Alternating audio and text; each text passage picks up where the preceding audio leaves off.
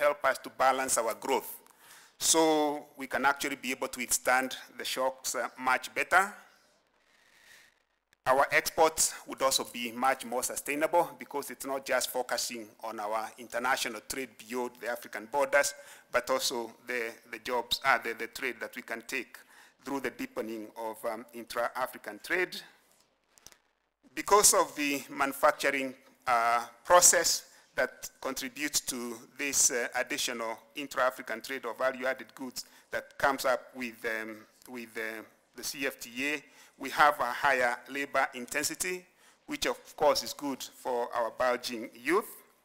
And through this process, we can actually be able to have more structural transformation and also long-term sustainability of our growth. Now, of course, as member states, your negotiators have actually been ensuring that at least the articles that go into the framework agreement of the CFTA, or at least that went to the framework agreement of the CFTA, the protocols on goods, the protocols on services, the protocol on dispute settlement, they made sure that it addressed their interests as member states, in addition to addressing the interests of our continent. So we argue in the issues paper that there will be opportunities for all from the CFTA.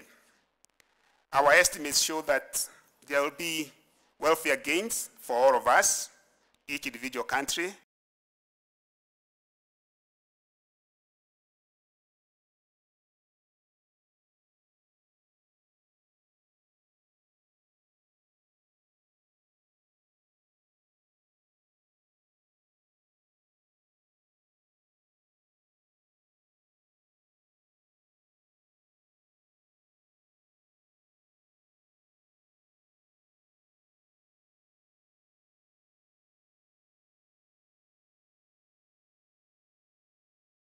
Necessarily very industrialized now. So there will be opportunities for them to join the region of value chains within the continent. There is something we have always talked about called CADAP, which was succeeded by the Malabo decision on the agriculture sector. So the CFTA is also offering us an opportunity to satisfy the demand by the continent of our agriculture produce, our food.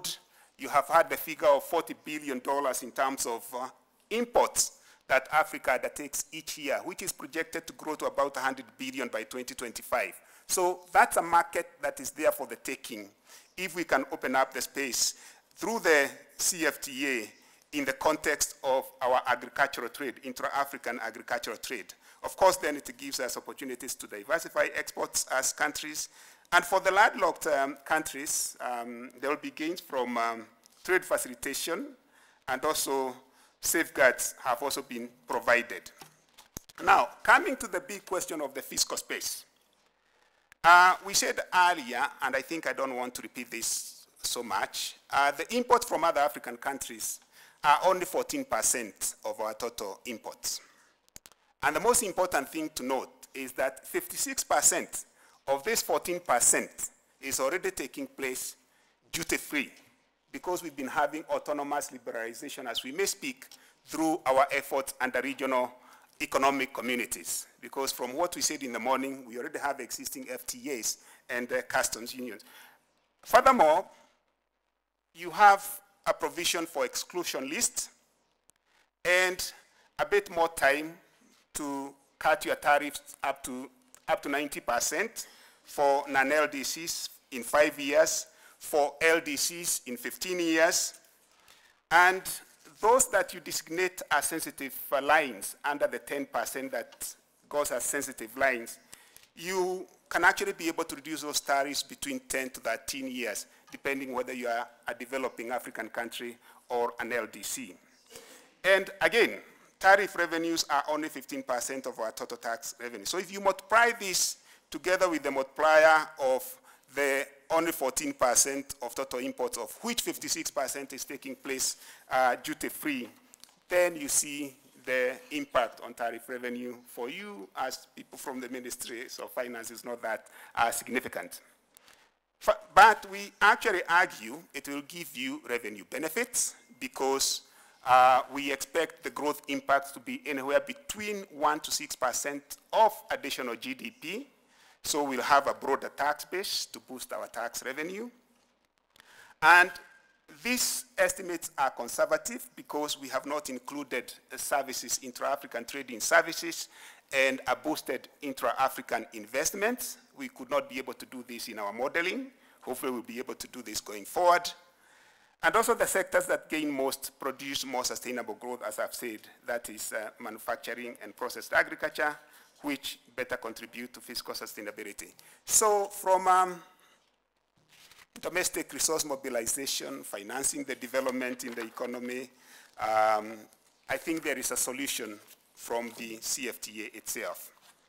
So going on to conclude, we believe that it remains important for African countries to enhance their fiscal positions so we can take advantage of the CFTA. As I said, we require to invest more through the Boosting Intra-African Trade Action Plan. Very quickly, that includes trade facilitation, issues of trade finance, it includes issues of infrastructure development, issues of productive capacity. So you need to do that for you to benefit from the CFTA. And I think from our conversation point of view, we also have to see the CFTA as giving us a possibility of having more sustainable, more stable rather, and reliable tax revenues, which then we can channel to continue with building the pillars that can make us fully benefit from the CFTA. Now, I would like to conclude by pointing you to the last page of our issues paper, because there we raise some issues that we would want you to consider as you discuss this theme. The first question we ask you is, how do you think African countries can ensure that their national development planning processes take into account the CFTA so that you can at least be able, I think it's good for us to share practices, to share lessons or ideas of how we can ensure that this happen. Then the second question that we are posing to you as part of this discussion is, how can your revenue authorities and also as ministers of finance improve public financial management through the effective use of information technology, improve coordination between investment promotion and revenue mobilization and the investment of anti-corruption measures. We are also asking you to discuss how African countries can cooperate at the sub-regional and continental levels to prevent tax-related illicit financial flows, because you need these resources for you to build the structures to benefit from the CFTA, and what role can the African Continental Free Trade Area, in particular the chapter on competition, play also in this regard. And finally, given the use of international index rankings to determine access to international public financial resources, and the fact that progress in the implementation of the CFTA will be tracked through a country business index, how can countries use the implementation of the CFTA to improve their access to international public financial resources? So, Mr. Chairman, with that, I think I've given you highlights of what are the issues in the issues paper. And if you find it worth, I've posed 4 questions which we think are important. But I think from the floor, maybe there are other issues that you could consider more also important that are not covered in what I have presented to you. And we'll be very happy to hear your comments. Thank you very much.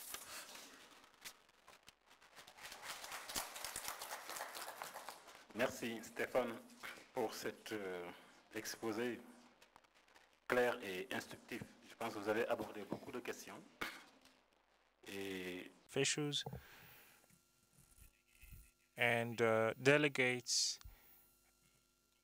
from various countries now have an opportunity to ask you questions for clarification. I would like to open up the floor now for the rest of the delegates.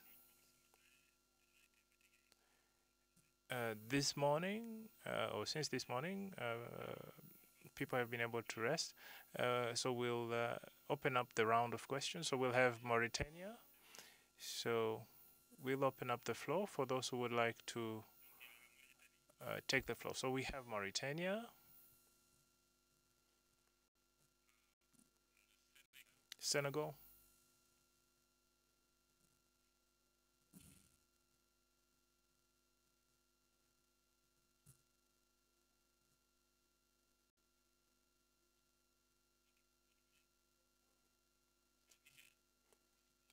is that Niger? Niger.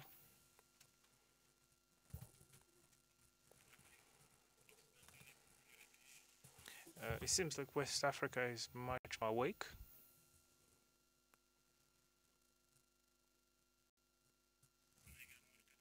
Senegal, Mauritania, Niger.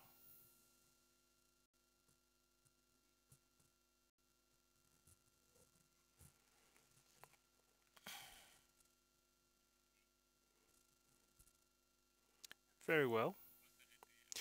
We shall start with those three. Mauritania, you have the floor. Thank you, Chair.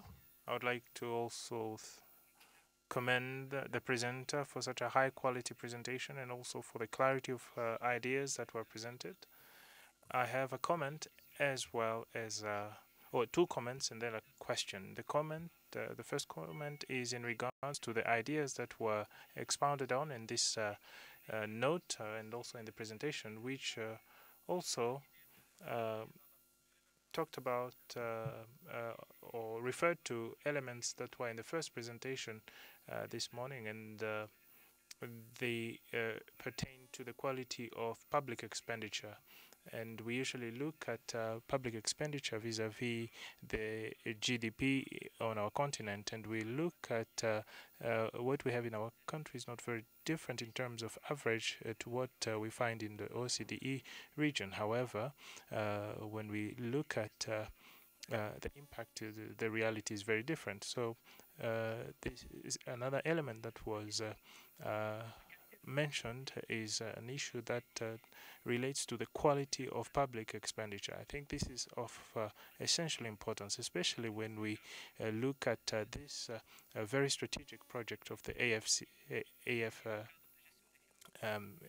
the CFTA, that is. So I think that we need to be able to substantially improve the quality of public expenditure, because if we do not manage very rigorously with relevance and choose very well how we use public expenditure, we might plan all these things over all these years, but when we get to the implementation, we'll be surprised to note that there is no impact, especially in critical sectors such as health and education.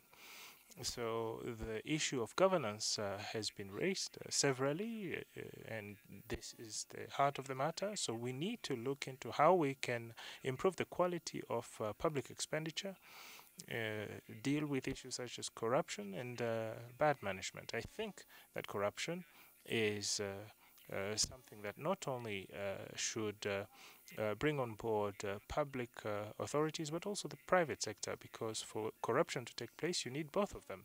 So we need to be able to deal with this, and this perhaps should entail having a blacklist of certain stakeholders of the private sector if they have been deemed to be bad apples or stakeholders who are promoting corruption. They should be blacklisted so that they may not be able to benefit from being awarded tenders in their respective countries. This is a comment that I think could help deal with the issue of the quality of public expenditure and public finance governance, which is indeed at the heart of what is expected as when we talk about the improvement of the quality of fiscal space and also public expenditure. Second comment, I would actually say that it's a question. It's on the procedures as well.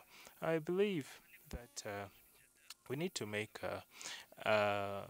an effort on this issue of fiscal space because there are some countries that might have to let go of some incomes based on what they currently have in their budgets, especially once the CFTA comes into force. So this should, however, not lead to the reduction in expenditure towards critical social sectors. However, that means that we need to improve tax revenue collection, and my question on this is in relation specifically to the infrastructure that is going to need to be financed through that is during the first years of the establishment of the CFTA. Perhaps shouldn't we think about support to infrastructure development to avoid that this strategic project, that is the CFTA, does not become a sort of bad opportunity, particularly for the infrastructure sector, and also does not have a detrimental impact on critical social sectors. So perhaps we need to think about a mechanism such as a fiduciary fund, or have some facilities that are oriented towards infrastructure to mitigate effects that could be caused by the reduction of revenues as a consequence of the adoption of the CFTA. Thank you very much. Thank you for that comment and for that question that has been asked. We'll come back to that. Stefan will come back to that question. Senegal, you have the floor. Thank you, Chair. We thank the presenter for the quality of his presentation and also the lessons communicated on the impact of this free trade area on trade. We had a concern, a primary concern on services. The study, the presentation, highlighted the importance of trade in services. However, today we notice that services are significantly facing a challenge of statistics. So if we could have clear statistics, as is the case in other areas, that could help. We also have an issue of harmonization of nomenclature. That means we need to build capacities in this area to ensure that we have harmony, and ECA should be ready to support countries so that there is more consistency in this area. The second question is in relation to various sectors. The free trade area is going to affect incomes because or might not have a big impact because intra-community trade is not as high. But however, we want to improve this. So perhaps measures need to be put in place to have alternative sources of revenue. So I believe we need to explore this. For example, there are extractive sectors. For example, the taxation of these sectors. I feel like these extractive sectors don't benefit much our country, so perhaps we need to think about how to link processing and industrialization to the increase of revenues. We have seen that Africa, that is the African GDP, is very much dependent. For many countries, there are many exemptions in these extractive sectors. So perhaps should we think about harnessing these incomes to be able to improve internal resource mobilization. I would like to perhaps give on the floor to my colleague to talk about other issues to do with innovation. Thank you, Chair. In regards to the study that has been very well done, and we commend that, but we think that perhaps there should have been specific focus on innovation. As we know, in the context of these negotiations, especially the level of the second phase, which is going to start towards August, intellectual property is a very important issue because the creation of value addition is something that is going to allow us to achieve our objectives, especially in terms of structural transformation. And we know that we do not have enough harmonized frameworks for the production of intellectual property, even though there are organizations such as the International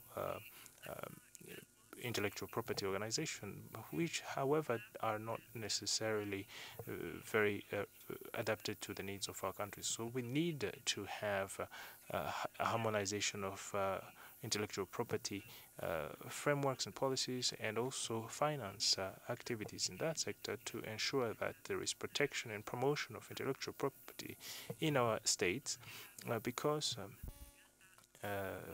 Senegal, for instance, has a program of this type that needs to be better supported in the context of the achievement of the objectives of the African Continental Free Trade Area. Thank you very much to Senegal for those questions and comments. We'll definitely tackle them. Niger.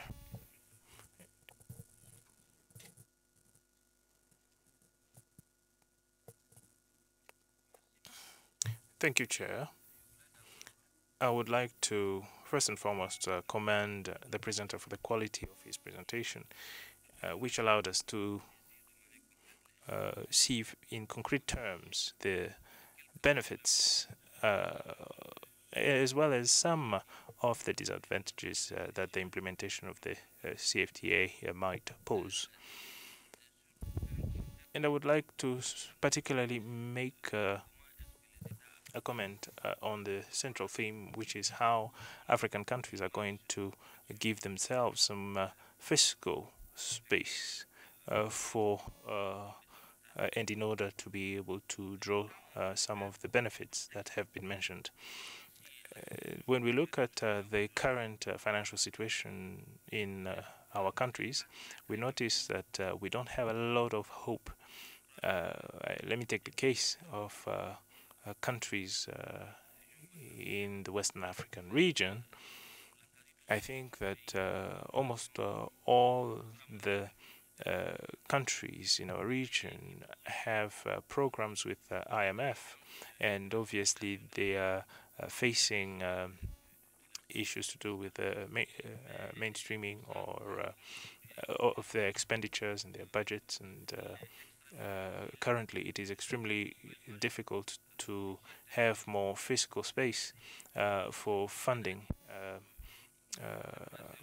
other aspects. So I think that this fiscal space that we want to have might take place at the disadvantage of other sectors that might be priority or might have higher level of priority for the development of our country. So this is why I'm asking the question, perhaps shouldn't we, or shouldn't our institutions such as ECA help to reflect on an action plan that will guide us on finding pathways for generating additional resources? And obviously here I would like to support what the Honorable Delegate from Mauritania said in terms of seeing how we can work with our partners to give us support for us to be able to finance the implementation of this new initiative. Particularly, I understood that from the presentation that there are many requirements in terms of financial resources required to implement this initiative, because where we are talking about the needs the infrastructural gap that we have in our states, it is such that the needs to finance this, or the requirements for financing this, are quite heavy, and also we would need to have qualified human resources. So there is also an issue of professional training that comes up. And obviously this has its own financial implications, which are rather significant. There is also the issue of facilitation of exchange visits, or rather the financing of facilitation of trade for landlocked countries, for instance. So I think, generally speaking, there is a general requirement for financial resources, and we need to be more creative in the implementation of new financing mechanisms. Thank you, Niger. Now, for having drawn our attention towards the fact that our fiscal space might be fairly constrained, and they believe that the presenter is going to come back to this. Djibouti, you have the floor now.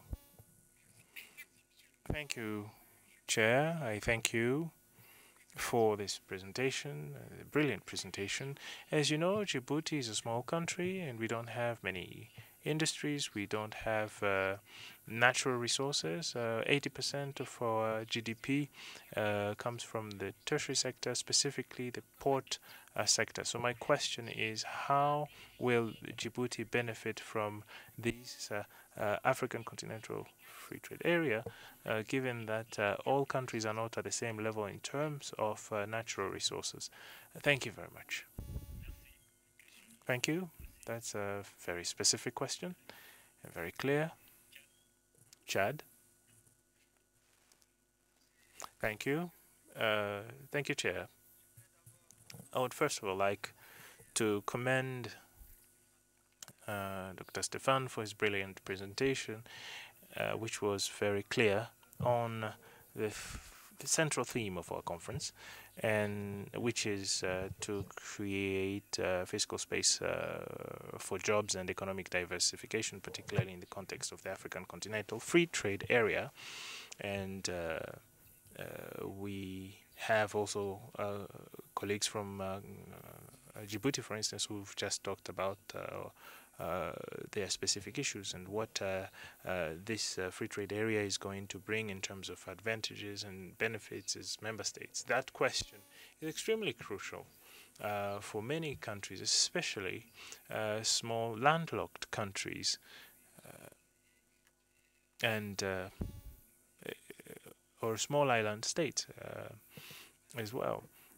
So that said, we believe that this extremely important theme, first of all, allow me to point out something I've noticed about the conference before I delve into the heart of the matter. We note that in regards to this conference, perhaps the experts are going to work on this, but we notice that there are many documents that are not that don't have a direct link with the central theme of the African Continental Free Trade Area, and that we are called upon to analyze them. Perhaps we would like to invite the Commission to look at documents that are directly related to the central theme, that is the African Continental Free Trade Area, so that we can be able to have very rich and fruitful discussions on the issue of the African Continental Free Trade Area, because if we spend much time on documents that are not directly relevant for the central theme, we might lose sight of the theme itself, and we might not be able to do what is expected of us. In regards to the main theme, we believe that the issue of creating fiscal space for jobs and economic diversification is true that it is one of the requirements and prerequisites for dealing with the issue of integration, industrialization, and investment, intra-African investment and training. Many elements are prerequisites for the implementation of the African Continental Free Trade Area, and we are very happy that one of the elements, that is jobs, and also the issue of fiscal space, are at the very heart of our conference. In regards to job creation, we believe that we'll need to focus much more on training, on professional training, on the strengthening of skills within our member states. If we want to have diversified economies that are productive, we will need to have qualified human resources as a prerequisite for the implementation of the African Continental Free Trade Area, and deal with this issue together with the issue of employment.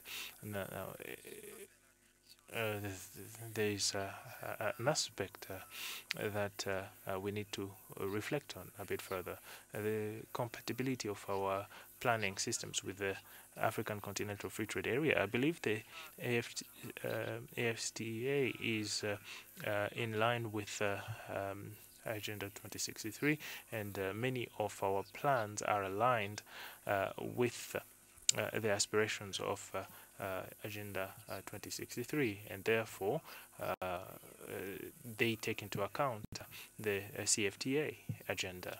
In my country, the National Development Plan, which is on the horizon of 2021, aligned to Vision 2063, and we have taken into account the issue of the CFTA, and we need to find solutions to these various issues from the point of view of the alignment of our national planning frameworks to the 2063 agenda. In terms of illicit financial flows, and I would like to tackle that issue together with the issue to relating with access to international financing.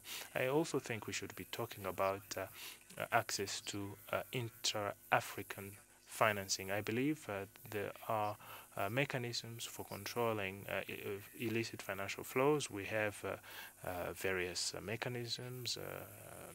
In some countries, we have agencies that seek to tackle the issue of illicit financial flows. Perhaps we need to bring together these agencies into one agency that will be able to coordinate the actions of these various national agencies, and be able to have a national database that will also be able to provide information on existing investments. Thank you very much. Thank you to the delegate from Chad for that contribution, and we are going to take into account some of those observations in regards to the documents. Indeed, I think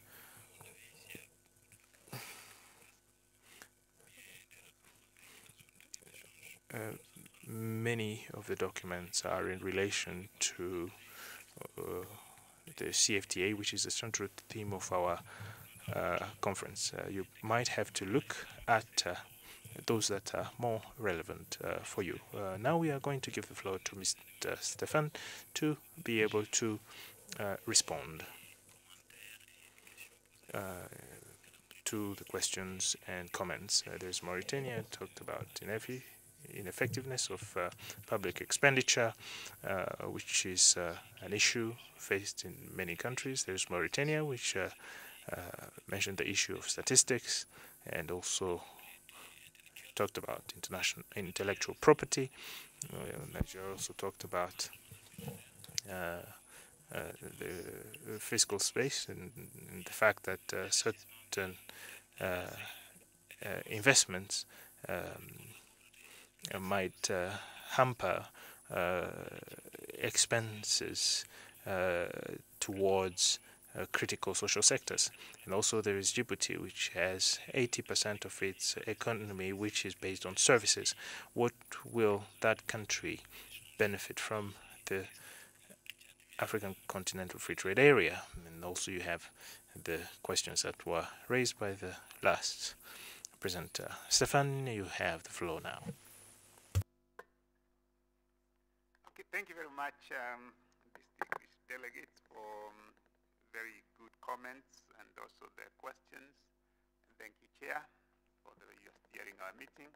I was actually hoping, I've been trying to give a signal to my colleague, Director Adam El-Hiraika, because some of the questions that are coming here, Adam, relate to a good piece that maybe we can respond together.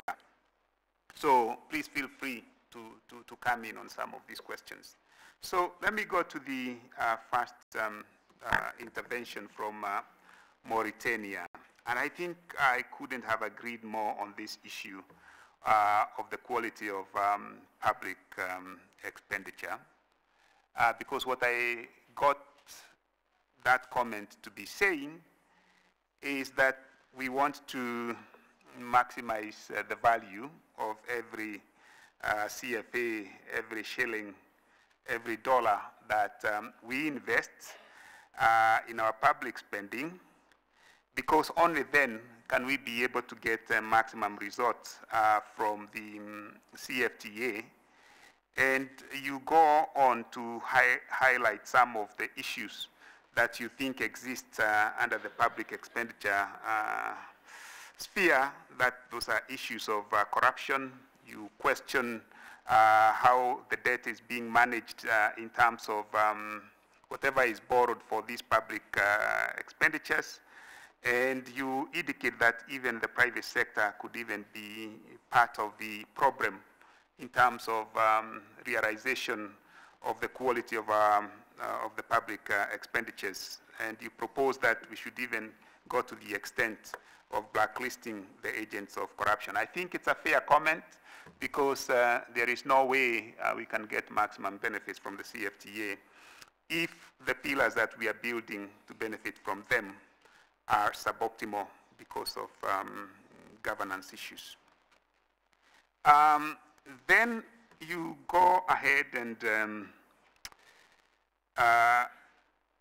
raise concern with whether the fiscal space actually exists for optimizing the CFTA.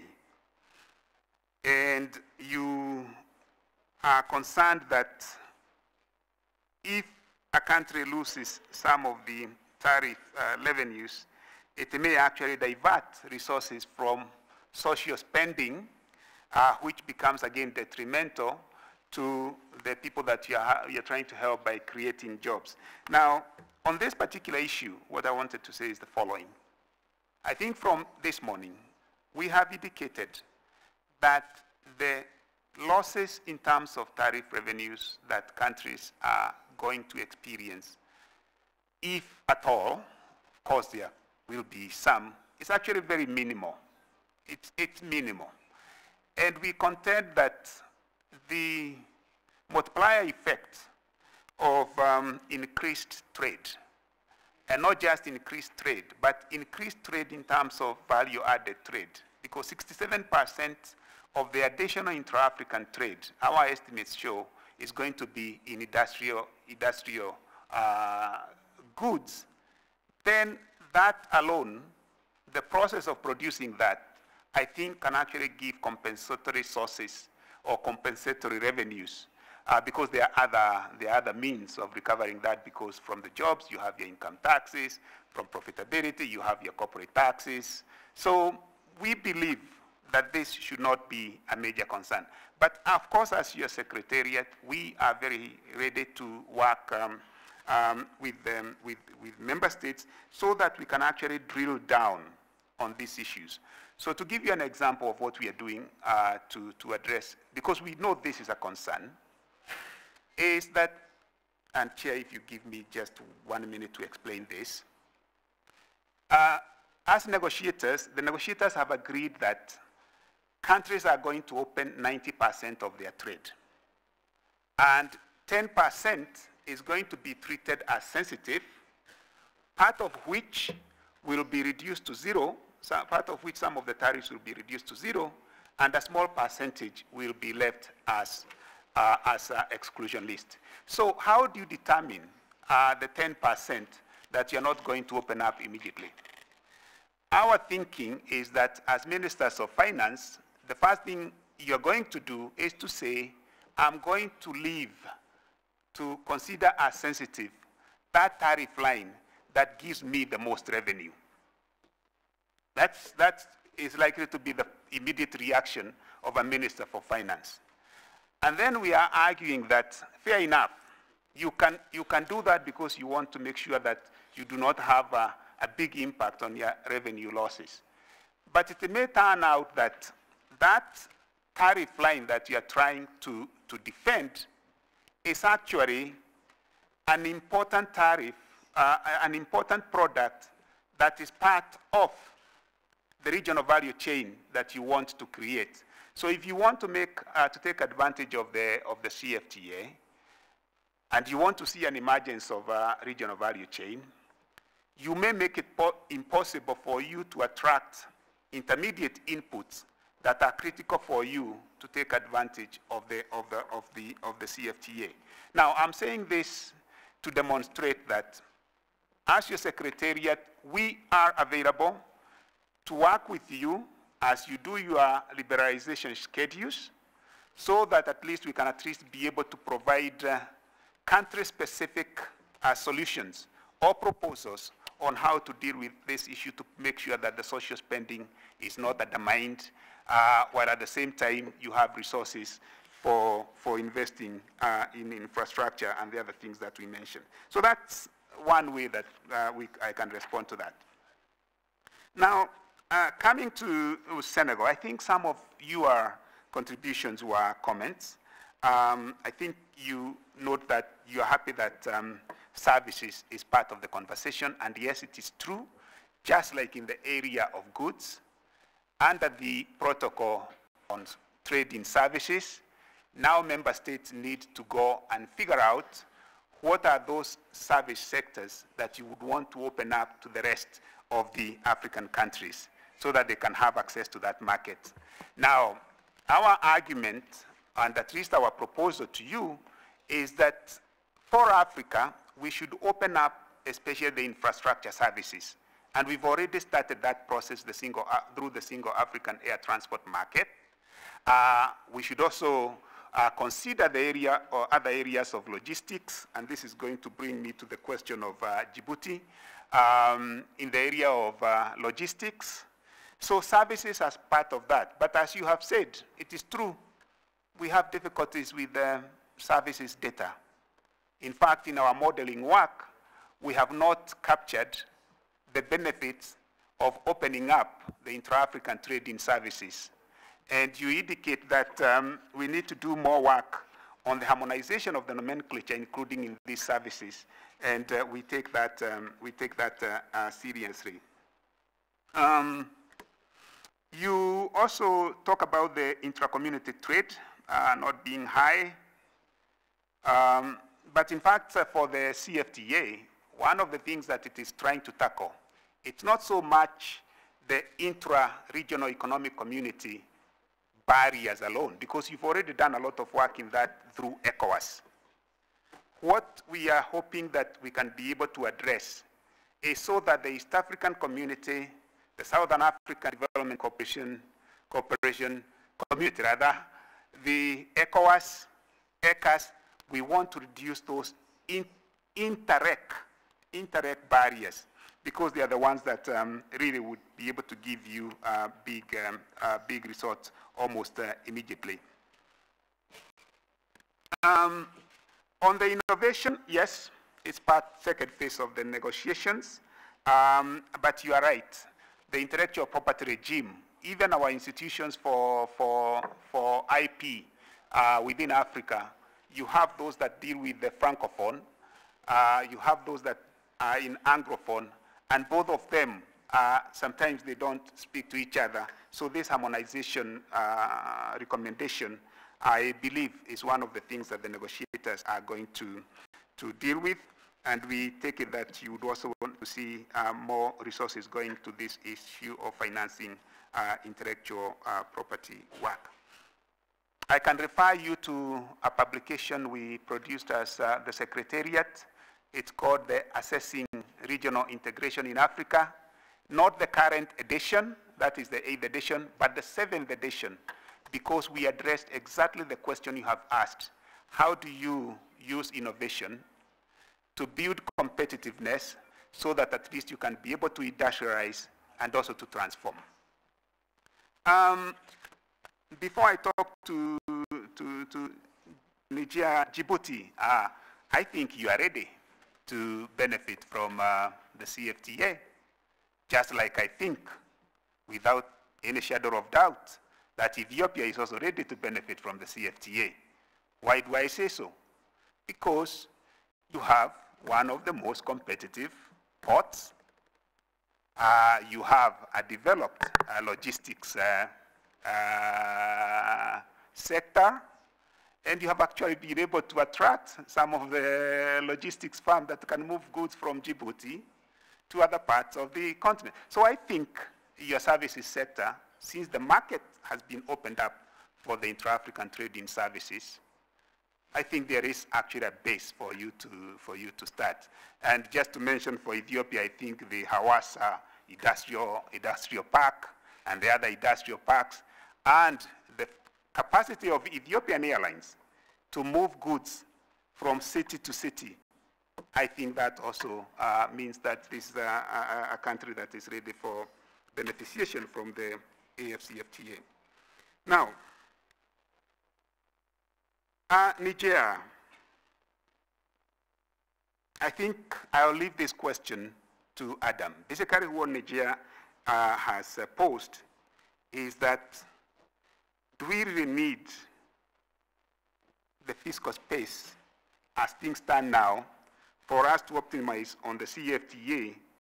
And he gave examples that most of the countries currently have IMF programs which sort of are constraining.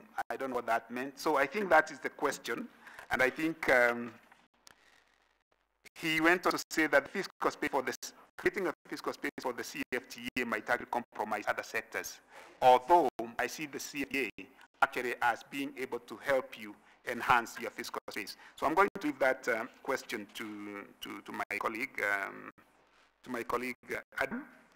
And for the distinguished delegate from Chad, on the question of the illicit financial flows and access to international financing and intra-African financing, and your suggestion that we should have one agency as countries to coordinate measures to deal with this, I can leave that question also to Adam. Let me tackle the first question you pose of how do the small landlocked countries and the small island states benefit from the CFTA, and also you are concerned that the prerequisites of having strong skills of qualified human resource actually does not exist in some of our countries. So for the landlocked countries, as I said in my presentation, if you look at and we have some of the negotiators here. I think I know someone who has been negotiators who is here. But I was going to say that if you look at some of the annexes of the CFTA, they do actually deal with issues of customs cooperation, which are important issues that landlocked countries have to contend with in terms of creating their competitiveness. It does also address with some of the issues that small island developing states would also have to deal with as trading ports, so to speak. So in the context of just the logistics services dimension, I think the landlocked countries, their issues are being addressed in that. And for the SIDs, I think opportunities are being created for them. But having said that, I think we have examples of small island developing states in Africa, like Mauritius, like Seychelles, like Cape Verde acid, that actually already have built sectors that what they need is an open market for them. I'm talking of the textile clothing value chain, for which I think Mauritius can give as a good example of how a seed can benefit, or the tourism sector that Seychelles can actually give as a good example, or the renewable energy sector that can actually can create opportunity as an example for other small economies. Is the AFCFTA compatible with our continental agendas? Yes, the CFTA is one of the deliverables under what we call the first 10 years implementation plan of Agenda 2063. And yes, the Abuja Treaty did conceive that you would have something like the CFTA, although it's silent about it, but it does talk about the customs union, the African Customs Union. For you to reach there, you need to have something like the CFTA. So it's actually very, very much part of the continental agenda. And so I agree with you, Chad. It's a good example if the CFTA is part of your national development plan.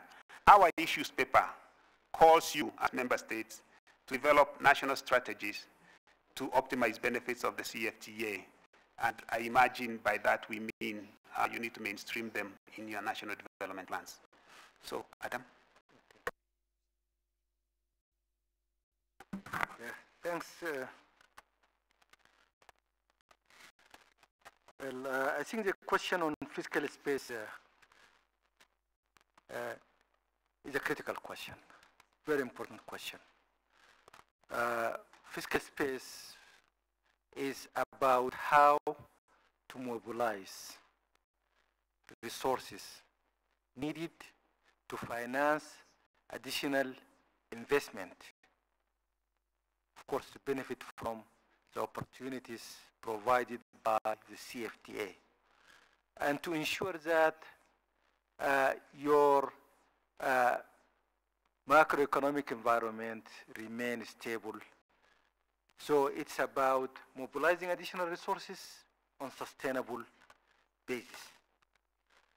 If you mobilize additional resources to finance investment, additional investments, and these additional investments can bring the expected revenue that will ensure sustainability as well as expansion of the fiscal space in the future.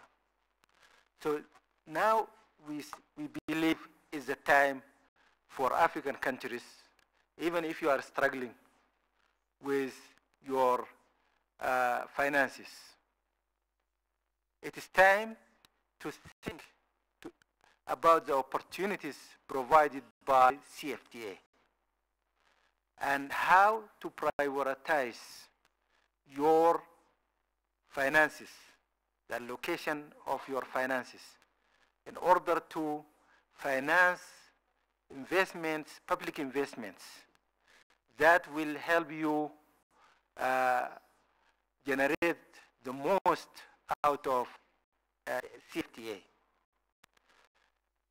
I'm saying this because without adequate public investment, we will not be able to benefit from CFTA.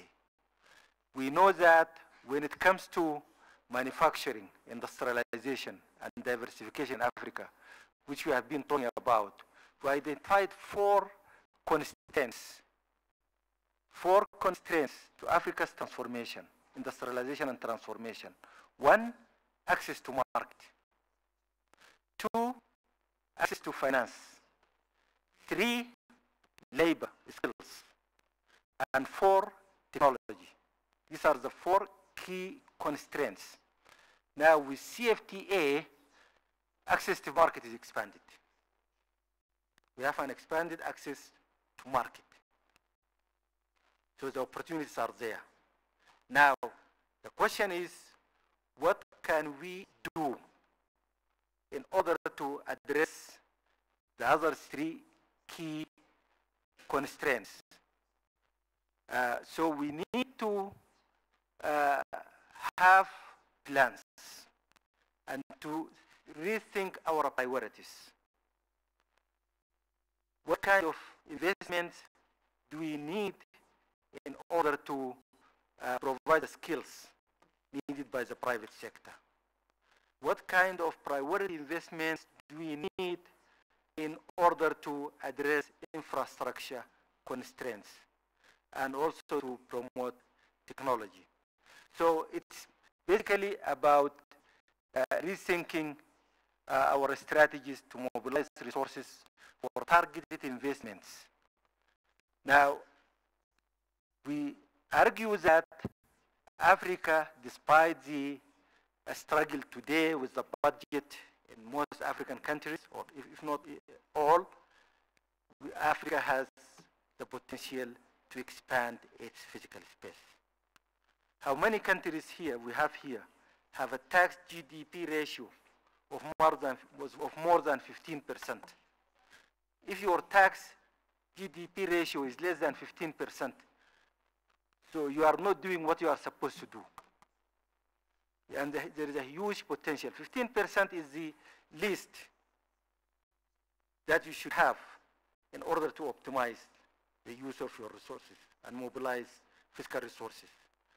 For Africa as a whole, the tax revenue ratio is less than 15%. And many countries have far less than 15% tax GDP ratio. Even those countries with a tax GDP ratio of more than 15%, there is still potential. Because in many countries, we see a tax GDP ratio about 27%, 50%. Example, Ethiopia, for example, and I think the delegates from Ethiopia can share with us their experiences. Some years ago, the tax GDP ratio in Ethiopia was 7.5%. Currently, it's close to the 15%. Close to the 15%. How did they do it? And what does that mean? It means Ethiopia expanded its fiscal space. That's exactly what we are talking about. So you need to improve tax collection systems, tax administration systems, and expand your tax base, and also make sure that the tax revenue we generate is invested in priority areas that will help you generate more income in future. So we see in Ethiopia, for example, increased investment in infrastructure, and we are seeing plans to build 15 industrial parks. 4 of them have already been opened, operational. So we need, there is what we are saying is there is an incentive for us now, and there is an opportunity for us now to really raise the additional revenue. And when it comes to also increasing investment by the private sector, there are also opportunities for us to do. The private sector now has expanded market.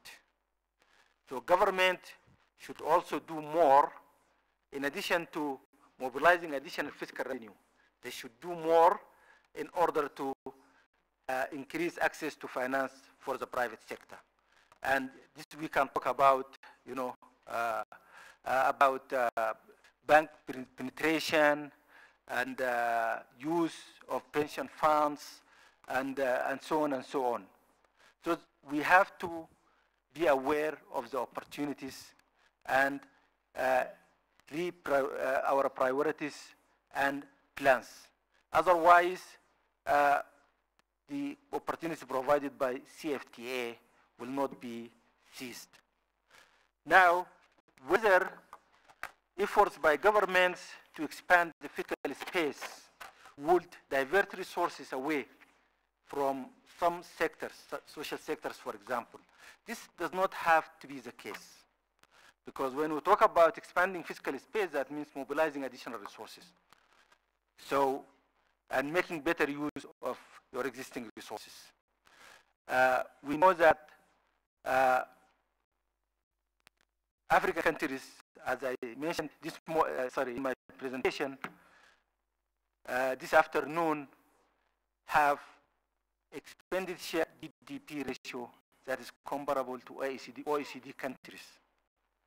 Expenditure GDP ratio, but the quality of expenditure is low.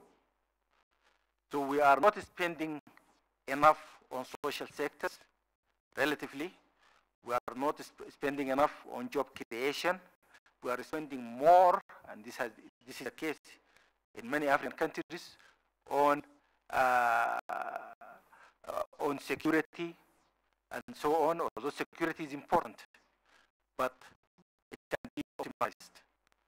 So expanding fiscal space, which means mobilizing additional resources, does not have to be at the expense of at least existing allocation of resources. The other question on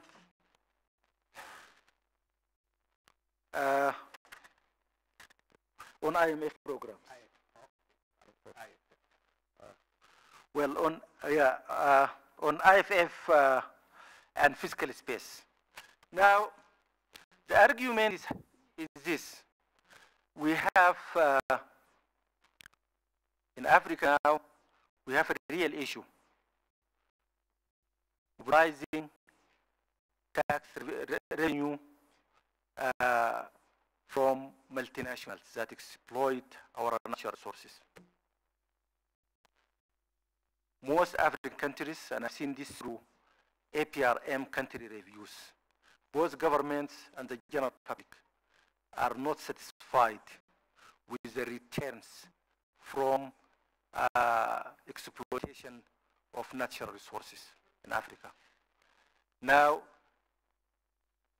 this CFTA will help us develop new rules, tax rules, and regulations, and also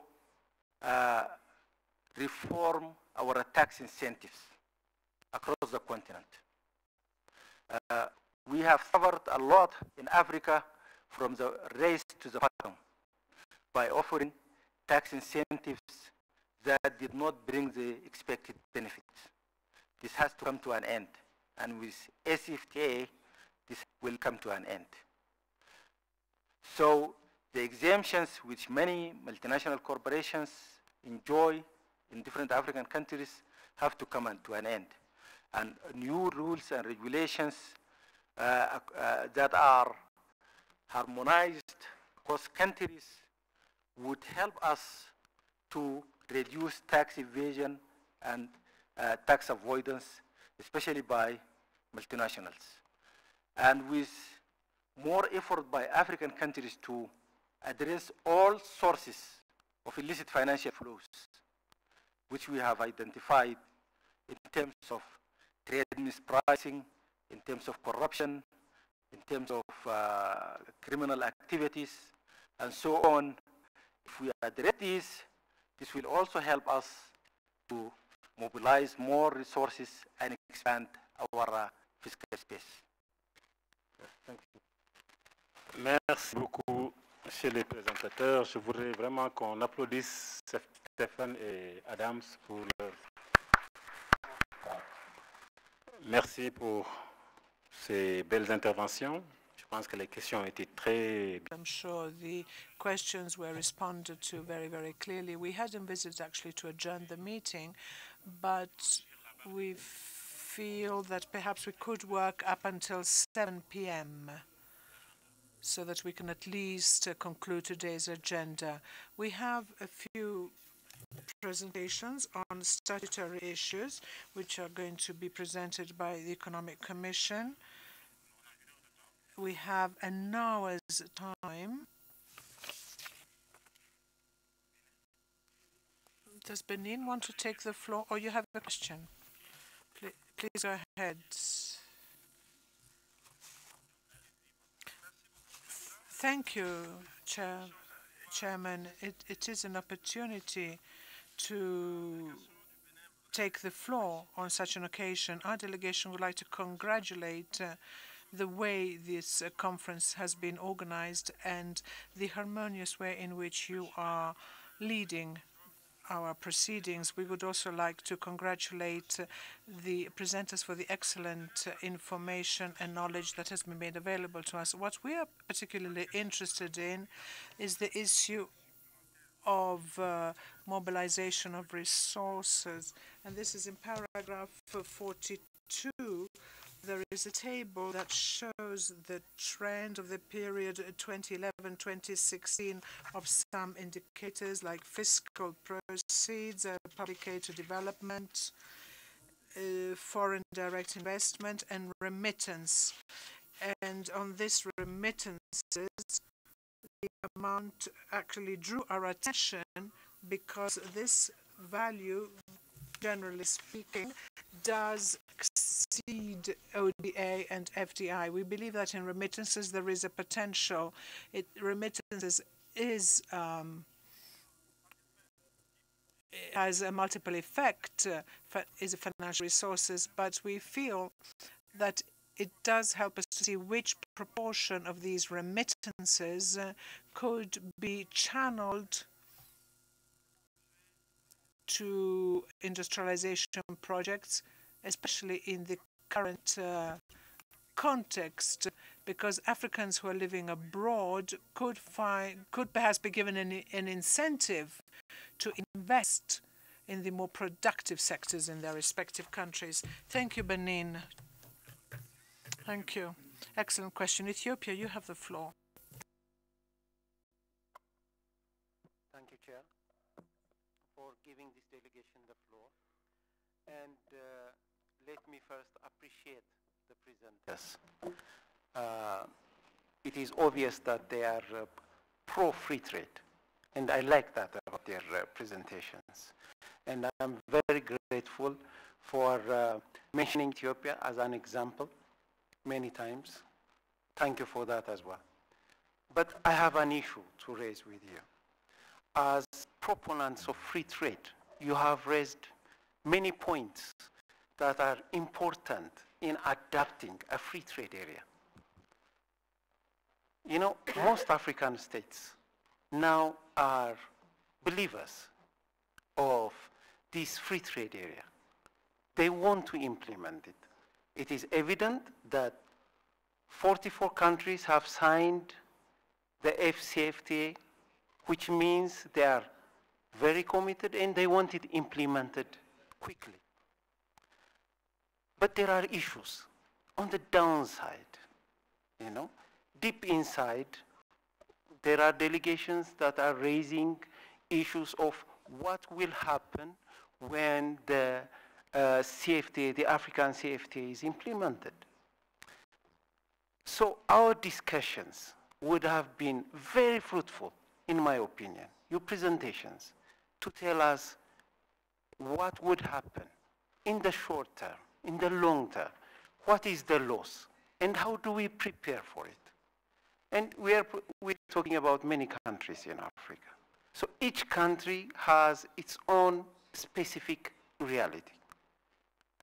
From that specific point of view, they have different fears, if I may use that word, of this grand African CFTA. It's an Agenda 2063 flagship project. We want it implemented, but when we implement it, we have to know what we are getting into and what we should expect. Now, that is the general idea. Specifically, if the capacity of UNICA can assist in telling countries, each country, what to expect, the downside again, what challenges would be there and how should they prepare to go through those challenges to reach up to that fruit that we all want to benefit from. So from the upside, the presentations from both Stefan and Adam have been magnificent. I cannot thank you enough. But from this point that I have raised, I hope you would look into it. I know some researches have already begun, but they should be strengthened and be shared in a platform like this. Thank you. Merci beaucoup, M. Pierre, pour cette contribution et question. La Guinée. Merci, Monsieur le Président. Monsieur le Président, notre délégation a des inquiétudes par rapport au paragraphe 4 sur la viabilité de la dette. Monsieur le Président, il vous souviendra que la zone de libre... That the African continental free trade area is a major flagship project of the African Union, and the funding is based on domestic resources. Our delegation sees here that the debt, whether it's viable or not, we feel it's an alternative to the resources which could be capitalized on by setting up this free trade area, because even in terms of 2063, the agenda does advocate the funding by domestic resources. I wonder if ECA could not provide technical assistance to its member states with a view to increasing their capacity in mobilizing domestic resources instead of encouraging them to borrow and loans, whether they're viable or not. That doesn't really matter. Thank you. Thank you. This perhaps is linked to the issue of budgetary margin of maneuver. This has already been mentioned. Togo? Thank you, Mr. Chairman, for recognizing me. I would also like to thank all the presenters for their excellent and very clear presentations. I will be brief, sir. In the context of the partnership agreement between the European Union and the ACP countries, as you're aware, there was the economic partnership agreements, the EPAs. And these EPAs, in order for them to be signed, had actually caused a lot of problems because our countries felt that they are not yet industrialized enough, and to sign these contracts would compromise dangerously their development. Therefore, there was a lot of reluctance. Nevertheless, the discussions were pursued, and to date, many countries have signed said agreements. Now, the same countries who have signed these agreements with the European partners are also part of this continental free trade area. So they're both with the Europeans and with the CFTA. I wonder, therefore, how the CFTA is going to be able to operate given the presence and the existence of these EPAs. Thank you. Excellent question, says the chair. Morocco first, and then Mauritania. Thank you, Mr. Chairman. Indeed, also in my turn, I would like to congratulate the presenter for the theme, and also the ECA for having chosen this specific subject for this session, which indeed shows that everybody is greatly interested in this discussion, which is at the heart of our economic and political developments. First of all, I would like to raise a technical issue, if I may. When mention was made of the CFTA and the impact that it can have on the budget and on fiscal proceeds, we do agree that it shouldn't have a major or significant impact on countries because the intra-trade is limited between these countries. Perhaps it would have been a good idea to take into consideration the question of the rate of exchange for imports. And I will try and elucidate this. Now, if you import from a country for which there is a customs tariff level, and dealing with the countries in Africa who perhaps are more competitive, and we hope that they are going to be even more competitive, of course, you know, you may find that some money will not get to the right destination now, and it will be lost along the way. Now, my second comment is the following, and I would like to address, you know, perhaps this subject, perhaps it's far too embracing, because through the CFTA, we have then gone into each component, which have been taken into account and are covered also by other international debates. And we have already committed ourselves in terms of national development. We are committed also on SDGs and 2063 agenda. So we have commitments vis-à-vis many other initiatives which more or less overlap some of the proposals that we are addressing now. And thirdly, I would like to say a few words about the financial aspects or the budgetary management. In other words, I believe that our countries are called, you know, to do even better. To do even better and to make greater efforts, because, you know, we also deal with the various aspects of debts and also the way the budgets are allocated, and also the limitation of resources, because we will have to mobilize more resources. On the other hand, we also have huge needs in terms of basic public services, and these said needs, you know, cannot always be covered. And as you eloquently said, we need to have a margin of maneuver at the budgetary level so that we can further promote and encourage private investment for job creation. And unfortunately, it is not that with your budgetary process that you're going to bring about and create new jobs. Rather, you're going to have to look for these job possibilities through indirect effects and investments.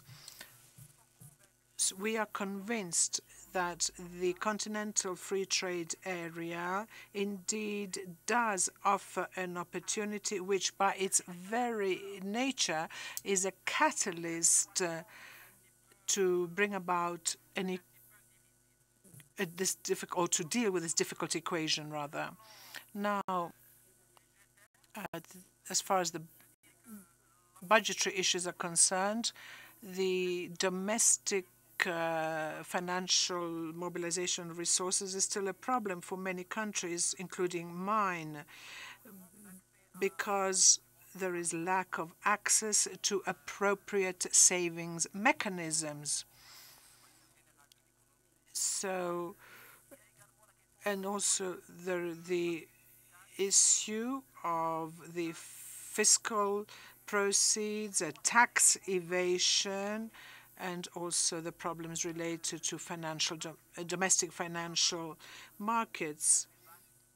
Now, the areas or fields in which we are called upon to work and to focus is at the tax or fiscal level. Therefore, we have to strengthen the proceeds without necessarily increasing taxation. It is not an easy equation, and we have to do this to see how we can contain and control the informal sector, but then also we need to strengthen the management of taxation to try and recover as much money as possible to avoid tax evasion and illicit flows of trade by offering better possibilities through ITCs. And then there is also the PPPs, public-private partnerships, and these are important for infrastructures to have these PPs. But these PPs, you have to be careful with them because you have to manage risks appropriately, but it would be a way of funding infrastructures with the contribution of the private sector. At the budgetary level, I think it is important to streamline and prioritize expenditure, as well as introducing reforms, regarding budgetary issues. So, as you have correctly pointed out, we need margins of maneuver for funding basic services on the one hand, and also investments in infrastructure, but even more importantly in our human resources. And I thank you for your kind attention. Thank you for these excellent proposals. Mauritania, you have the floor. Thank you, Morocco. Thank you, Mr. Chairman. I would also like to, as the previous speakers, congratulate the presenter for the very pertinent issues that were focused on in the presentation. The presentation was a source of great wealth of knowledge and information, and we have learned quite a lot as to how we can make the CFTA a successful endeavor. I have a technical question to raise, and also ask a question, but it has been tackled in part by Morocco. Have there been impact studies or simulations that are being conducted to see if indeed the CFTA can be concrete? What is there to gain it in terms of budgetary proceeds by implementing the CFTA? Have assimilations been done so that we can produce so that we can produce figures that would show what impact there would be? The comment that I wish to make is that we have to try and draw lessons from the past and reflect on the risks and the constraints that can be triggered off by the implementation of the CFTA. I am saying this because we are all aware that there are many initiatives that have been created and implemented. I would like to take the example of NEPAD that everybody was betting on by introducing a program that was going to develop Africa, but today, this does not really function well. Everybody knows what NEPAD has happened. And then there was the tripartite free trade area of 2015, but it's not working. What happened to it? So we have to, through cooperation, we have to look at the way this CFTA has been designed and sufficiently reflect on the risks and the constraints that can be triggered off by implementing this free trade area, and base ourselves on past experiences to see that we don't repeat the same mistakes. Thank you. You have just heard the various questions and comments made by Benin, Ethiopia, and basically they are asking what can we expect and what kind of impact is all this going to have. Mauritania as well came back to this issue, impact studies on proceeds and income. So what do we expect as countries making up this area? There's also the question of Togo, who insisted on the fact of the coexistence between the EPAs and the FCTA. These are extremely important. Are the two contradict each other? And also the comments that were made by Morocco on mobilization, on the taxation issues, the PPPs that can constitute a niche, a source of resources, but also streamlining public expenses. And also Guinea talked about the debt viability. It's extremely important also to focus on capacity building and also the budgetary margins of maneuver that are being talked about. Chair, once again, let me thank the distinguished delegates for very, very good engagement. On the question of remittances from Ghana, I think I'll leave it to Adam to respond. I think we've been working a lot on that. I'll leave it to him. Now, I think I couldn't agree more with the question, or the comment from Ethiopia. I think it's a very good comment that yes, we have told the story of the upside of the CFTA, and we have told the aggregate story of what happens to the continent, but there are very specific country specificities. I had mentioned that some of this had already come up during the negotiations process, in which case there was a bit of differentiation between developing countries and the LDCs. There was also this acceptance that, okay, you can't do 100% opening up. Why don't you give even those countries that feel are strong some room for maneuver, and also give them a longer period. So I do agree that there is work to be done with individual countries. We've looked at some of these countries, which we call the group of 7, for instance, the one that are getting longer period. Actually, they are going up to 85% opening up, not 90%. And I think we can work closely with some of these countries to address some of these downside issues that are actually being identified. So your point is good. Obviously, this will require more work on capacity enhancement of our member states, and we do actually have our institute called EDEP, where we are planning to develop a very detailed, comprehensive course and training program on the AFCFTA, which is not going to be just a classic course on free trade areas, but a course that will take you from why the CFTA in terms of the development aspects of the imperatives of the continent, the trade and investment issues, the legal issues, basically a detailed course that at least will be able to help people from different ministries, not just finance, not just trade, agriculture, to know how to deal with this issue. So I take it yours as a recommendation of more work with member states in unpacking what are the downside for any, in whatever sector for an individual country, to a capacity development program for member states. Now, I think there was a question from Guinea, I think on the technical assistance in increasing mobilization of domestic resources. I'll also leave that to you, Adam. Let's come to the question of Togo, which is EPAS and the CFTA. And I think you have given a good summary of what the situation is. Some countries are implementing the CFTA, others are not, the EPAs. Others are not yet implementing the EPAs. Some have signed, others are not sure whether to sign or not.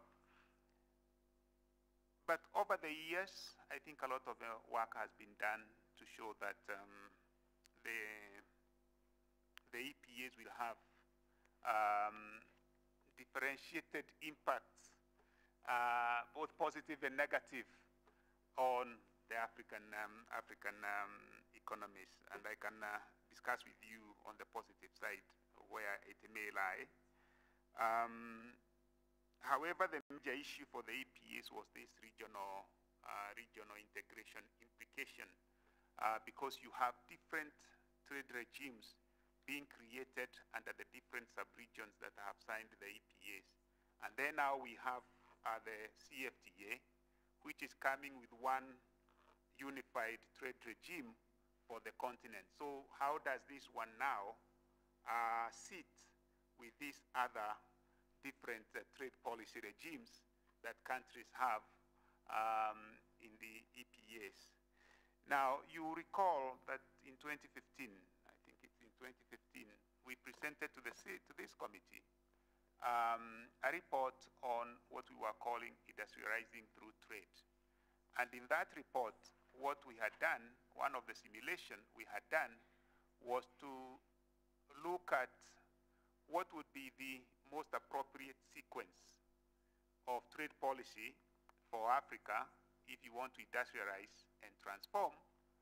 And there is one simulation where we had looked at the impact of the mega regional trade agreements with Africa doing nothing. There's another one where we had EPAs with Africa doing nothing. And there is one where we had looked at all those and then Africa doing something in the context of the CFTA. And what we had indicated and shown is that actually you can mitigate the negative impacts of all these other trade regimes if you implement the CFTA. So to answer your question, then what probably we need to do is to sequence how we implement these agreements. So we need to start with the CFTA, and by the time we fully implement the CFTA, or at least we advance in the implementation of the CFTA, we probably will be much more ready to deal with our commitments and obligations in any other agreements that we may have. Morocco, I think you gave us very good ideas. I did not feel like it was a question, but you are actually giving us a list of things that you think we can do as a continent to be able to address these issues of fiscal issues.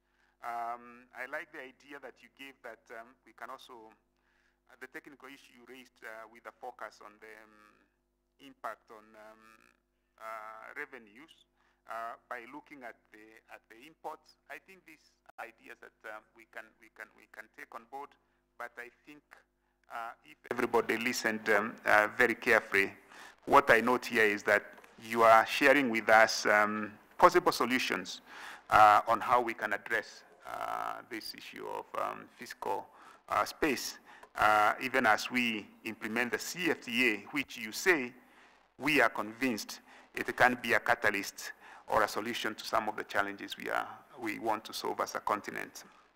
Now, Mauritania, yes, we've done simulations, a lot of simulations on the CFTA. In fact, I think we should redistribute some of these publications, because we did actually produce a whole assessing regional integration in Africa, which was focused on the CFTA. And we also have another publication which we just launched late last year, which was on bringing the CFTA about, which actually hints on some of the simulations. But specifically, you zeroed in on the implication of any simulations on the budget. What I was going to say is that, yes, besides ECA, other institutions like UNCTAD have actually tried even to look at the issue of revenue impacts. And I think they have come up with a figure like the loss continent-wide would be about 4 to 5 billion. Now, we've done what they call in English a back of the envelope analysis, a computation, whereby you say, okay, You know the amount of trade taking place in the continent. You know how much of that will grow. You also know that the GDP of Africa is likely to be impacted positively between 1 and 6% additional GDP in terms of the volume by the CFTA. And thinking of the effective tax rate, you come up with a figure that actually the revenues from the CFTA could be anywhere between 5 to 30 billion, depending on what conservatively additional 5 billion and maybe a bit more optimistically up to 30 billion additional. So that far outweighs the 5 billion or so that we have computed would be some of the losses in terms of revenue spread across the continent. So at the moment, as we speak, we are now, now that the member states have agreed the modalities, now we know exactly what they want to do. Before the end of this year, we'll be publishing updated simulation results on the economic implications of the CFTA as it stands now. So that's what I could say. Yes, we do actually do a lot of this technical work. And we thank you for your questions. Adam. Thanks. Okay. Thank you. There are a lot of good questions, very interesting questions. The question on remittances. Can remittances be channeled to investment? Yes, and it is happening in many countries in Africa, Morocco, Egypt, here, Kenya. Almost all countries receive some kind of investment by expatriates. Now, the question is how to encourage expatriates, immigrants, to really invest in our countries, invest in Africa. What we have observed is that when you need to create a conducive environment for them, you have a stable macroeconomic environment, predictable currency movement, and you have in place policies that encourage investment and provide access to finance.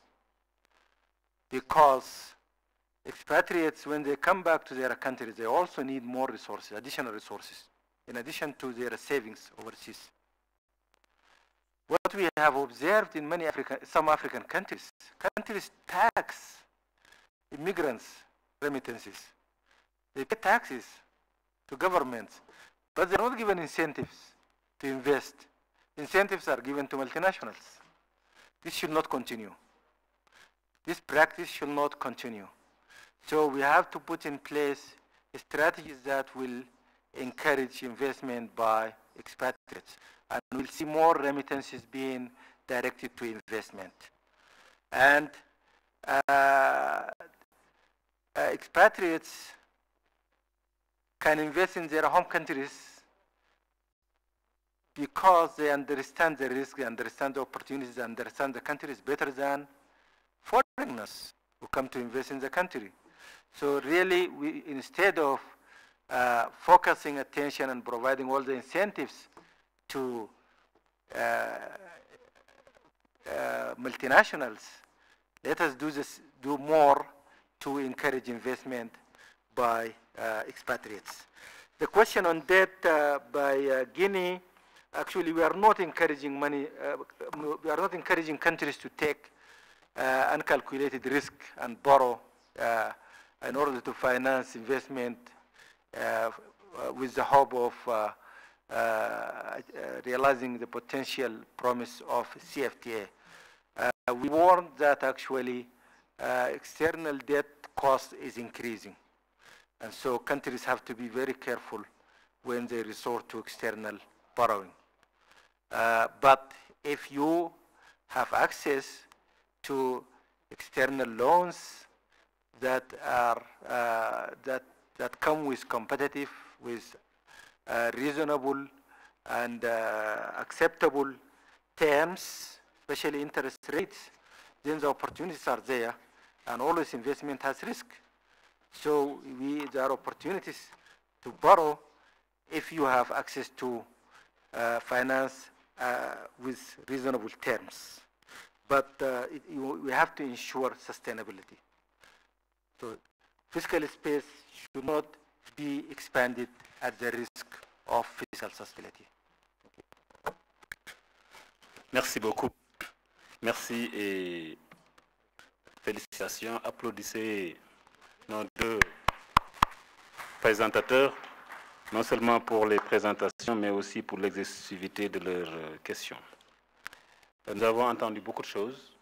Je pense qu'aussi, il faut une forte recommandation sur le partage des bonnes pratiques, parce qu'il y a beaucoup de choses qu'ils ont soulignées, qui se font dans certains pays, des problèmes. They raised issues, some problems have been resolved, and such solutions can be replicated in other countries, especially as regards resource mobilization and the creation of a propitious, favorable environment.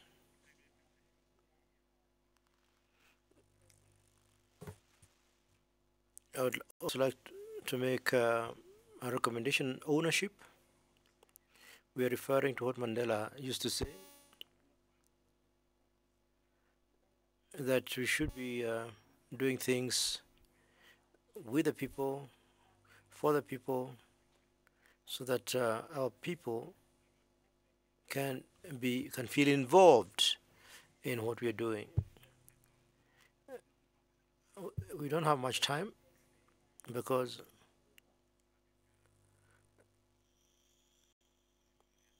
the interpreters need to leave us at 7 p.m. So we have 20 minutes. We'll have a presentation in 10 minutes. Then we'll try and answer questions.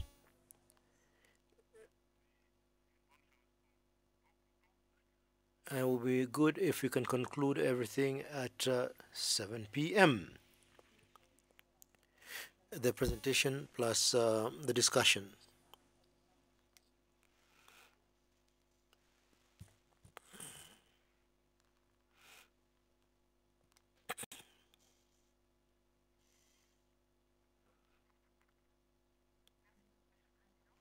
Thank you, Mr. Chairman.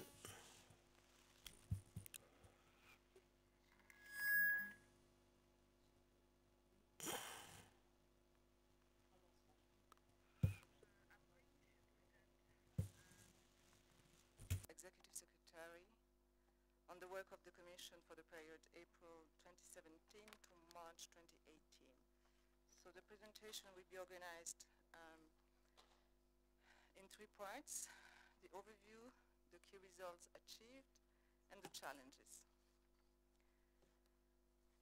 This is going to be an aggregate report across our program of work. And we are going to present our results according to our business model in terms of our policy influence in the institutional landscape in Africa, in terms of the credibility of our analytical and policy research work and the trust it has engendered with our partners, in terms of whether the EC is becoming a learning organization, and whether we have also advanced a more accountable organizational culture, and the operational effectiveness across the Commission to support our policy and capacity development work. So you have the reference of the document. I'm not going to read it. And as I said, this is going to be an aggregated report, whilst the actual report submit to the session is based on the 50 expected accomplishment of a program of work. Quickly on the overview, this slide presents the business model. As I just mentioned, the 4 pillars of policy influence: credibility and trust, accountability and learning, and operational effectiveness. We are measuring at DCA our performances according to a number of criteria. When it comes to policy influence, we are looking at essentially whether we manage to influence policy choices and decisions of our member states. We also track citation of ECA research, publication, and statistical work in the media, essentially. Then we have a periodic partner survey, and I take this occasion to inform you we'll have our 2018 partners towards the end of the year, and I really hope that you will be actively contributing.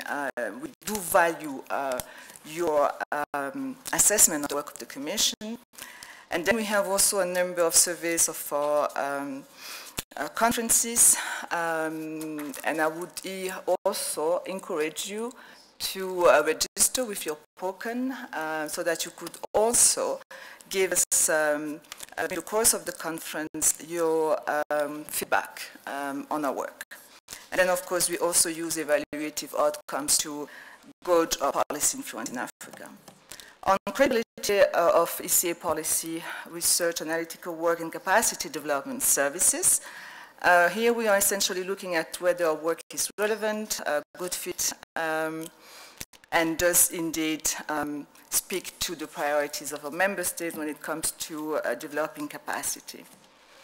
And we look at now the pillar on accountability and learning. In this context, we have a number of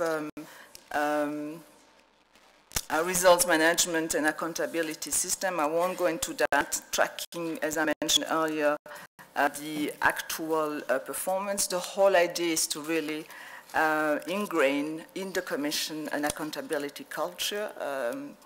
And finally, the operational effectiveness. Now, going to the actual results, next slide, please. We'll measure that at 3 levels: global, continental, and national level.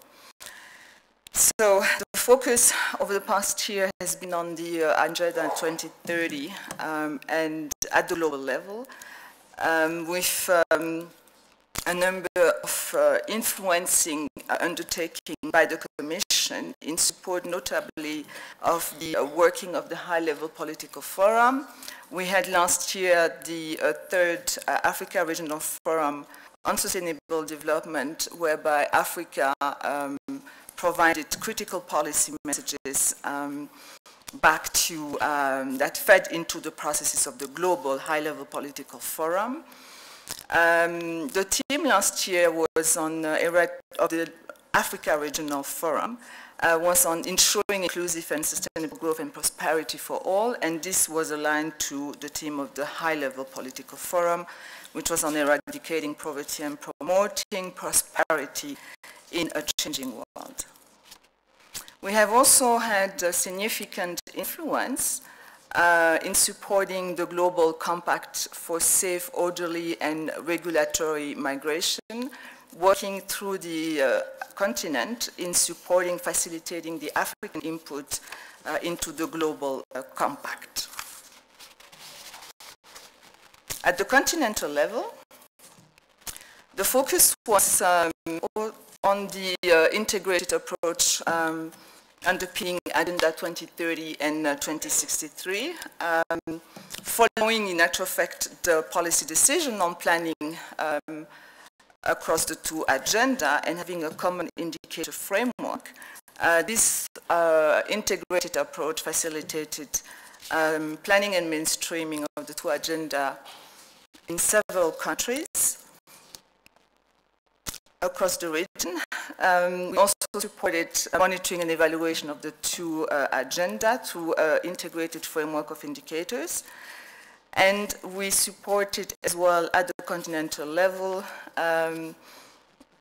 acceleration investment for sustainable growth, and particularly working on the reform of the international investment agreements to align them much more with national development strategies. When it comes still to the investment regime, we worked with UNCTAD in promoting investment in several countries through investment guides. Still at the continental level, next. We have been supporting, of course, we just had a session that focused on that, regional integration with, we know 44 countries signed the African Common Free Trade Area pending ratification. ECA provided the draft text of the negotiation, in actual fact also supported the entirety of the negotiation, and we facilitated the 4 legal instruments, the actual agreement that was established, establishing the AFCFTA, the protocol on trading goods, protocol on trading services, and the protocol on rules and procedures on the settlement of disputes. In terms of climate change, we supported the development of capacity of member states in the use of climate information and services to support economic and social development. In the process, of course, some of you have been exposed to the analytical model aiming at assessing the impact of climate change on the economic and social fabrics. And here we are currently improving and customizing on this model to enable its application to disaster risk reduction. Still at the continental level, we have also a presence, as you know, through our sub-regional offices, and in the 5 sub-regions supporting regional economic communities.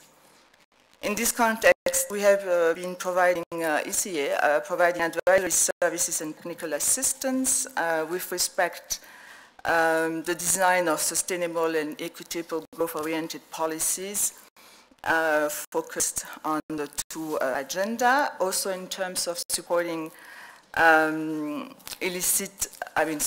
addressing illicit financial flow. I won't go into the details. I'll be happy to give some insights during the Q&A session. In terms of facilitating a coordinated framework on the ratification and incorporation implementation of legal instruments in the context of the SADC and COMESA, we worked this through with the African Union.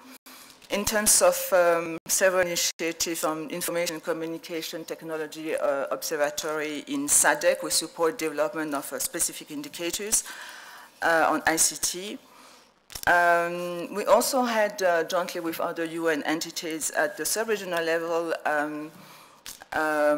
supporting the work of the United Nations Integrated Strategy for the Sahel, focusing on adopting a preventive development lenses and building up resilience.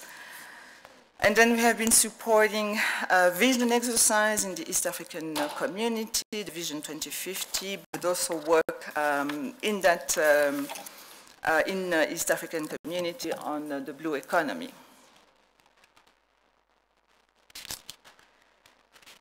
In terms of still our support to the regional economic community, we had policy dialogue, policy formulation, implementation. I won't go into the details.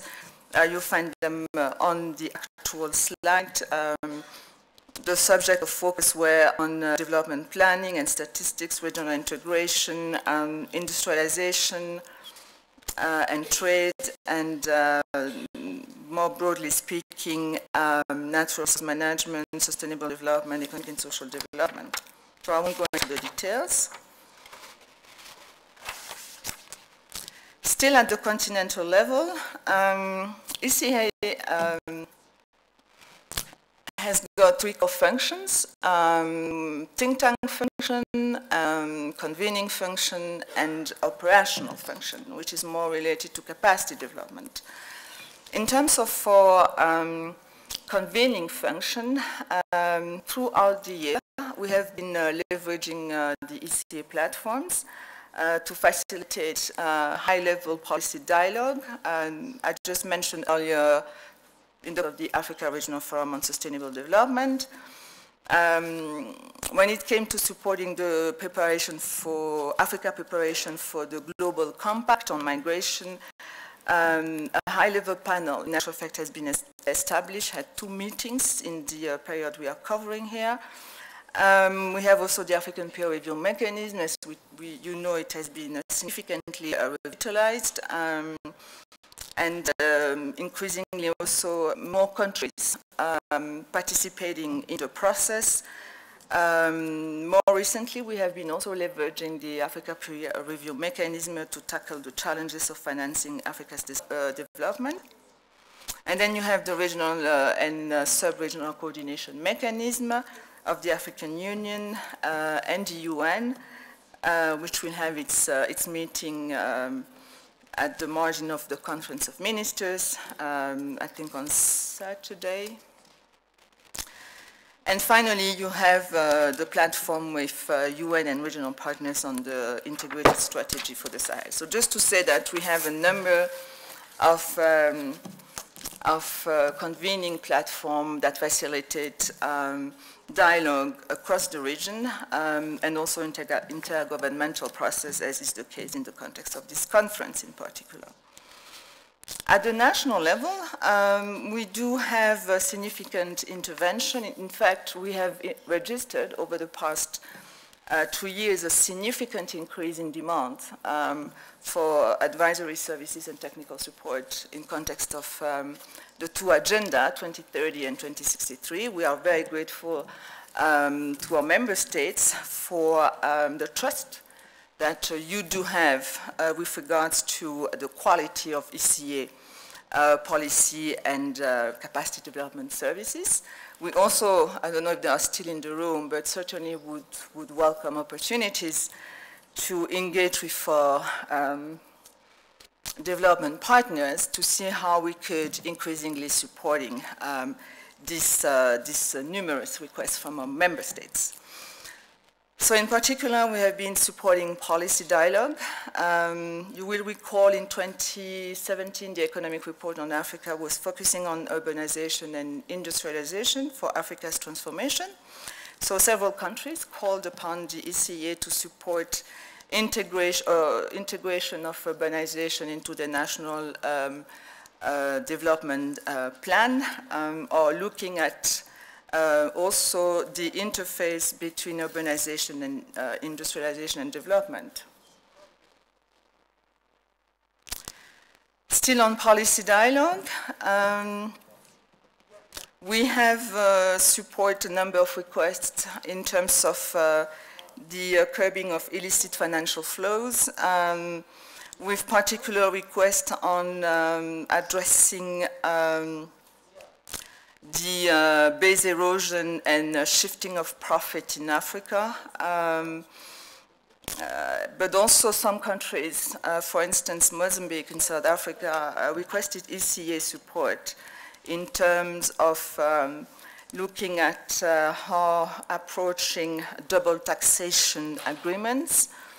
So these are some examples where there is increasingly at the country level request to address the broader dimension of domestic resource mobilization, but also specifically on combating illicit financial flows. In the process, we also acknowledge the global aspect of this scourge, and in that context, we have been also working with our member states on the global governance architecture for effectively combating illicit financial flows.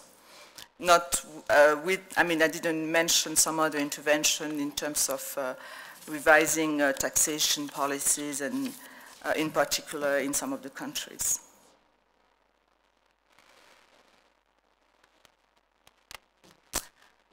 In terms of policy formulation, I mentioned a few already. ECA has set up a continental-wide forecasting model to support planning and policy formulation. This is an area where there is a lot of demand as well. And in that context, we strongly believe that as we move forward, more countries may wish to considering adopting this forecasting model. I should have mentioned, still on the illicit financial flow, once we may have national policy dialogue, we also have established at the regional level the consortium, sorry about that, on curbing illicit financial flow, which is aiming at following through the recommendation of the high-level panel on illicit financial flows. And here also the process is ongoing, continental-wise. Going back to the national level, we have a significant request for support when it comes to developing national statistical systems and actual statistics. The Africa Center for Statistics has contributed a number of assessment of national data systems, working with the sub-regional offices in the context of preparing the country profiles, which in itself is also sort of a driver for developing further capacity in the statistical area. I know, it's long. It's 1 year work, so. Okay, so essentially I want to highlight also quickly the work we have been doing in terms of developing methodology for statistical development indicators, a work that was recognized by the ECA and led to its adoption at the global level, quite significant in the context of the SDG and Agenda 2063. Of course, I will quickly highlight our work on the civil and registration and vital statistics, and our work on gender statistics in the context notably of the Africa Gender and Development Index. I'm sure you are very familiar with that index now. So we have also developed to support our member states integrating the two agenda, monitoring and providing the basis for informing a policy decision in the context of the two agenda, a number of toolkits and handbooks. I won't go into the details. Let's move to the credibility and trust. Here you have a number of aggregated data on what ECA has been doing over the past 12 months.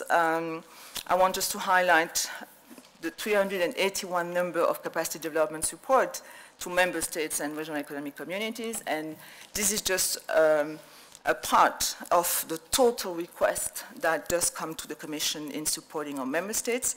I will highlight also the 50+ policy decisions that have been taken by our member states and regional economic communities last year.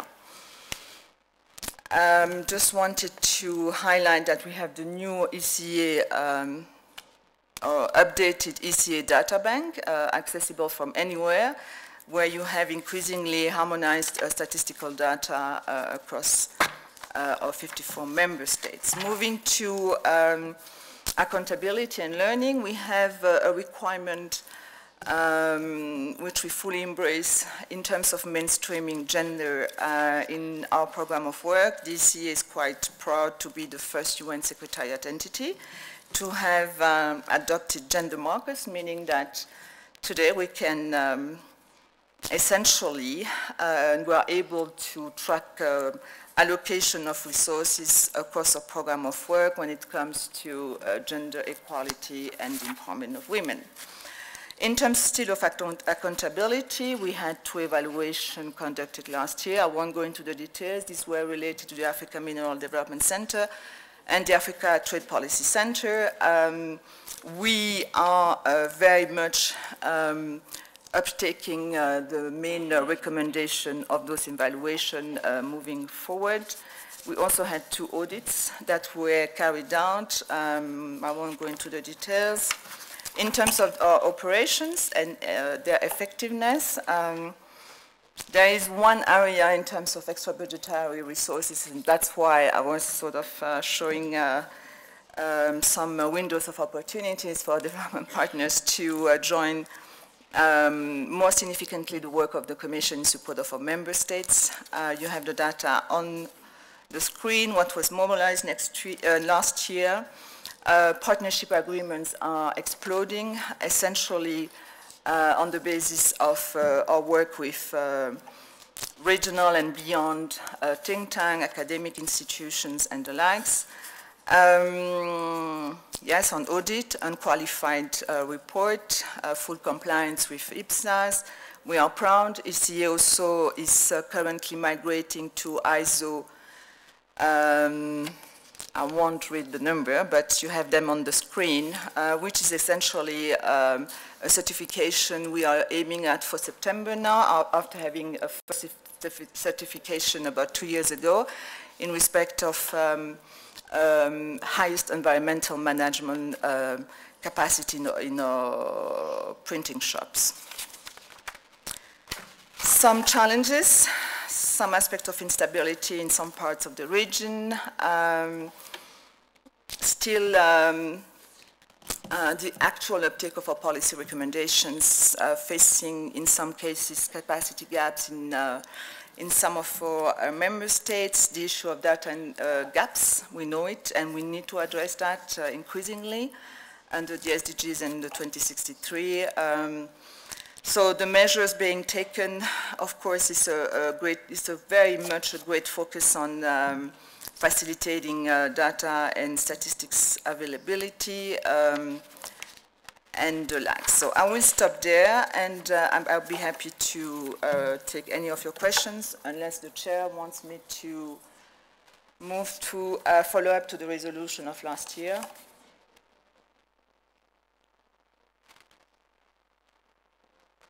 Bon, si ça ne prend pas trop de temps. Non, c'est très court, Monsieur le Président. Allez-y, parce qu'on ne pose pas de questions. So, as you know, last year we had a dedicated meeting of member states ambassadors here in Addis Ababa to at least secure adoption of our program of work for this biennium, 2018-19. So, following through that, we were requested to submit them to the intergovernmental processes globally. So there were 3 programs, Section 18, which is the main program of work for the Commission for the biennium 18-19. There was one on technical cooperation, covering the same period, that's Section 23, and then we have one on Section 11, which relates to the NEPAT. So moving to the outcome, on Section 18, the General Assembly endorsed the conclusions that were made by the National Advisory Committee on Administrative and Budgetary Questions. They approved for the biennium, this current biennium, a total of 148,893,100, which is a slight decrease over the past biennium of about 1.7%. And in fact, in the process, they asked for the abolishment of 2 long vacant posts at the P3 level. Next, on the regular program of technical cooperation, the General Assembly approved it for a total for this biennium of $15,858,700 US, which is an increase of 18%. The member states acknowledge that there is tremendous demand for capacity development services in this region, and therefore they increase by 18% our budget for technical cooperation in support of Agenda 2030 implementation. Next, on the NEPAT program, the General Assembly approved the program, made a number of reductions, which are outlined in the actual slide. I won't go into that. The total approved is $1,964,400 US, which is an increase, a slight increase over the previous biennium, despite some budget cuts that were instructed by the General Assembly. Thank you very much.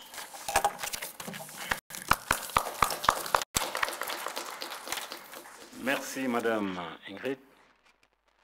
Malheureusement, nous venons de boucler.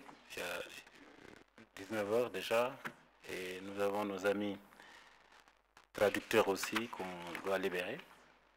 Maintenant, je voulais vous proposer. What I would like to suggest that if there are any questions, could you please take note of your questions, and tomorrow morning you can put them to Mrs. Ingrid.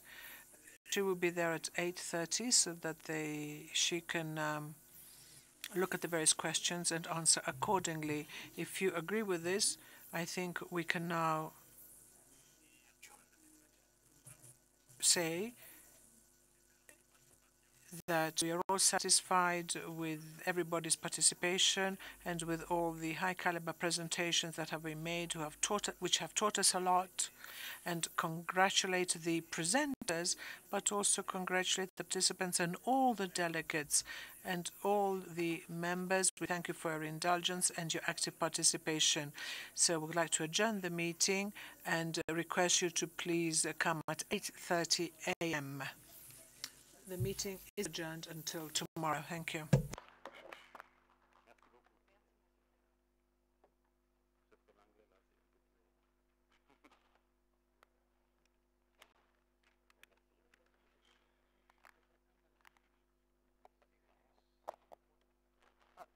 Delegates, I just want to remind you there's a reception for the delegates in the banquet hall on the second floor. So if you can join us for cocktail. Thank you very much.